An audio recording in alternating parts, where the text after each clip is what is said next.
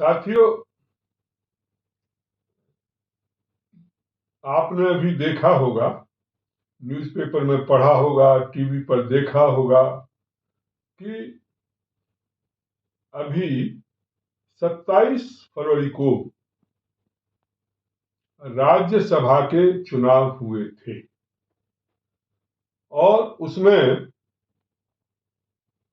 काफी कुछ डेवलपमेंट हुए।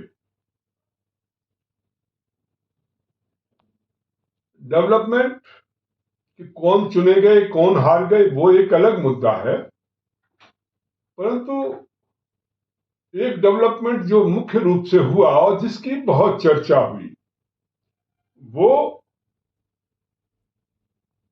कुछ सदस्यों के द्वारा क्रॉस वोटिंग की गई।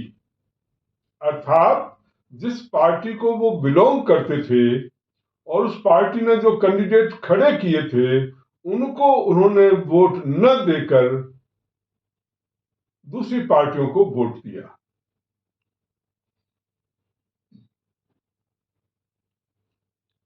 मीडिया में इसको लेकर काफी चर्चा हुई, राजनीतिक क्षेत्रों में इसको लेकर काफी चर्चा हुई और कुछ लोगों ने इसे खेला बताया कि बीजेपी ने खेला कर दिया या औरों ने खेला कर दिया,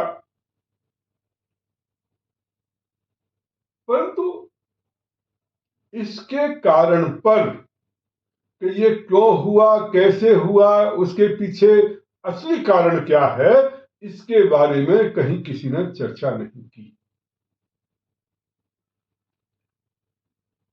मेरी दृष्टि में ये भ्रष्टाचार के कारण से ये खेल हुआ है। जितने भी लोगों ने, सदस्यों ने क्रॉस वोटिंग की, उन्होंने भ्रष्टाचार के आधार पर या पार्टियों द्वारा जो कुछ एश्योरेंस दिया गया कि हम तुम्हें ये कर देंगे, ये दे देंगे, ऐसा करेंगे, उसके आधार पर हुआ।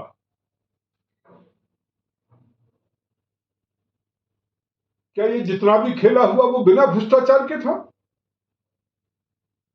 क्या ये लोग इतने पवित्र हैं जो बिना किसी उसके दूसरी पार्टियों को वोट दे देंगे? कर्नाटक में बीजेपी का एक सदस्य जो है वो कांग्रेस पार्टी को वोट देता है, क्योंकि वहां कांग्रेस पार्टी की सरकार है और कांग्रेस पार्टी आज इस स्थिति में वहां पर है जो कि किसी को कुछ एश्योरेंस दे सके, कुछ लोभ लालच दे सके। उन्होंने दिया, उनकी तरफ से उसने कांग्रेस को वोट दिया। हिमाचल में और यूपी में,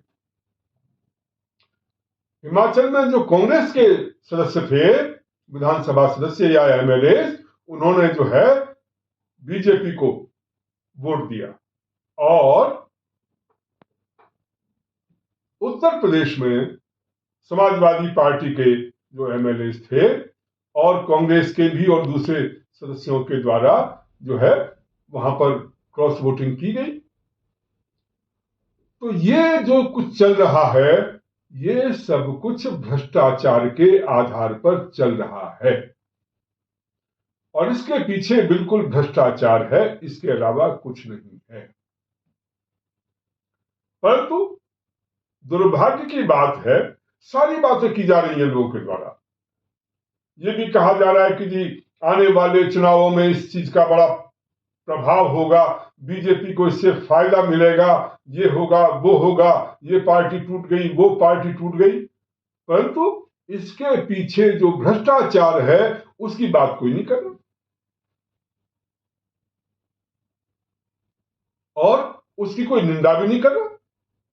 लोग इसको राजनीति मान करके कि बीजेपी ने खेला कर दिया, बीजेपी ने ऐसा कर दिया, वैसा कर दिया, ये गुणगान गाए जा रहे हैं।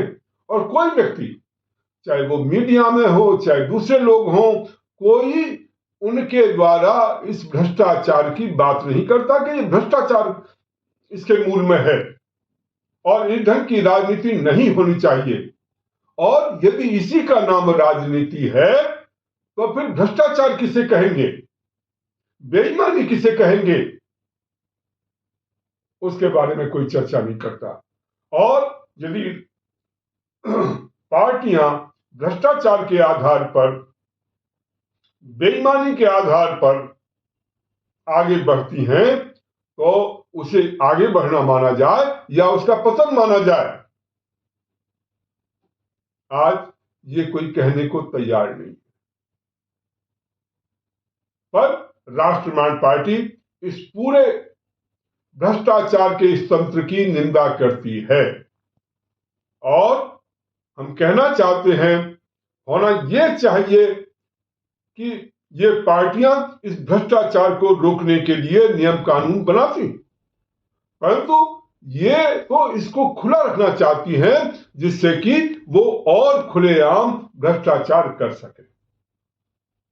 साथियों, आपको ध्यान होगा पिछले दिनों मेयर का चुनाव हुआ चंडीगढ़ में। उसमें आम आदमी पार्टी का कैंडिडेट, क्योंकि कांग्रेस और आम आदमी पार्टी उनके जो जीते हुए सदस्य थे उनकी संख्या ज्यादा थी और बीजेपी की कम सदस्य जीते थे, तो वहां निश्चित रूप से बड़ी आसानी से एक सामान्य व्यक्ति को भी दिखाई दे रहा था कि वहां कांग्रेस और आम आदमी पार्टी मिलकर उनका कैंडिडेट जो है वो मेयर बनना चाहिए और उन्होंने वोट भी दिए थे। परंतु जो चुनाव अधिकारी था, रिटर्निंग ऑफिसर था, उसने 8 वोट जो हैं गलत बताकर, जबकि उनमें कुछ गलती नहीं थी, कोई प्रॉब्लम नहीं थी, गलत बता करके बीजेपी के कैंडिडेट को मेयर डिक्लेयर कर दिया।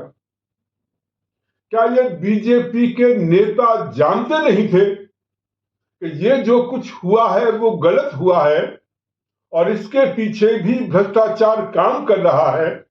ये बेईमानी है और खुलेआम की बेईमानी है। जब आपको दिखाई दे रहा है कि दूसरे के वोट ज्यादा हैं और बीजेपी के कम हैं, तो उनका कैंडिडेट कैसे जीत सकता है? और उनके कैंडिडेट को हराने के लिए 8 वोट उनके जो है इनवैलिड किए गए। इस ढंग का खुलेआम बेईमानी, भ्रष्टाचार यदि करेगा कोई और बीजेपी उसको अलाउ करे, बीजेपी के किसी छोटे से लेकर बड़े नेता तक किसी ने यह नहीं कहा कि भाई ये गलत हो रहा है, ऐसा मत करो। ये तो दिन दहाड़े की लूटपाट हो गई, दिन दहाड़े की बेईमानी हो गई। किसी ने भी अपनी आवाज नहीं उठाई। यदि खुलेआम ये लोग जीतने के लिए ऐसा कर सकते हैं तो वो लोग जो ईवीएम पर दोष लगा रहे हैं, मैं नहीं कहता ईवीएम में कोई खराबी है, परंतु जो लोग दोष लगा रहे हैं, जो आरोप लगा रहे हैं कि ईवीएम के माध्यम से वोटों की सही ढंग से गिनती नहीं हो पाती, उसके माध्यम से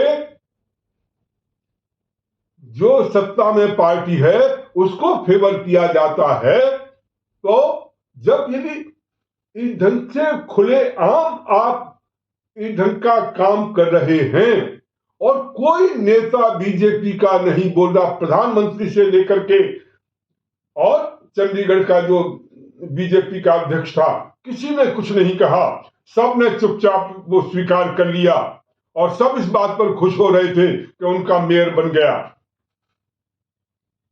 तो स्वाभाविक है लोगों के मन में संदेह पैदा होना। मैं बीजेपी के नेताओं को आगाह करना चाहता हूं, अरे इतनी सीमाएं मत लांघो।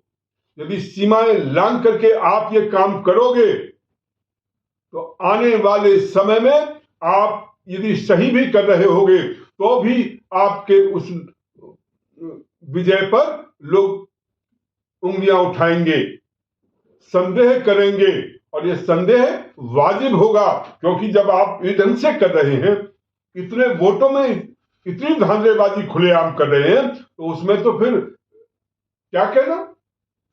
और इसलिए मैं आगाह करना चाहता हूं बीजेपी के नेताओं को, यदि ये ट्रस्ट डिफिसिट होता है, आपके ऊपर अविश्वास होना शुरू हो जाता है, तो ध्यान रखिए फिर आप जो है स्थिति को कंट्रोल नहीं कर पाएंगे। चाहे आपके पास कितनी भी पुलिस हो, कितनी भी सेना हो, इस ढंग का जो है भ्रष्टाचार, बेईमानी, दिन दहाड़े की लूटपाट, ये करना बंद करिए। साथियों, इस वीडियो को अधिक से अधिक लोगों में शेयर करें, अपने साथियों में शेयर करें, लाइक करें, कमेंट्स करें और शेयर करें। साथ ही इसके साथ राष्ट्रवादी पार्टी का आईक्यू कोड जो है वो लगा हुआ है। आप जो भी पत्रम पुष्पम फलम तोयम के रूप में जो भी हेल्प पार्टी को कर सकते हैं, 10 रुपए दे सकते हैं, 20 रुपए दे सकते हैं, 100 रुपए दे सकते हैं, 1000, जो भी कर सकते हैं वो जरूर पार्टी की सहायता करें। इससे पार्टी मजबूत होगी, पार्टी की आवाज बुलंद होगी, पार्टी का संगठन आगे बढ़ेगा और हम इन मुद्दों को लेकर के और आगे बढ़ सकेंगे, पूरी ताकत के साथ आगे बढ़ सकेंगे। इसमें आपके सहयोग की आवश्यकता है। बहुत बहुत धन्यवाद।